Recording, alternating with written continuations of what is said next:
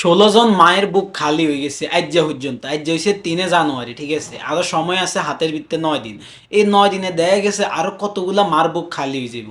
এই ত্রাদশ সংসদ নির্বাচনকে কেন্দ্র করে তফসিল ঘোষণার হরে হরে এই আজ্জের 3 তারিখ পর্যন্ত অলরেডি 16 জনের মৃত্যু, মানে 16টা মায়ের বুক খালি হয়ে গেছে। 250 জনের উপরে খাইলে তারা নেতা কর্মী সহ মানে তারা আহত হয়েছে, এবং কি 278টা মানে সংঘর্ষ হয়েছে মানুষের লগে।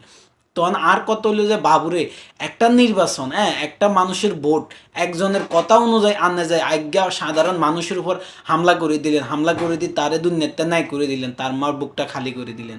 মানে কোনো দরকার আছে ভাই?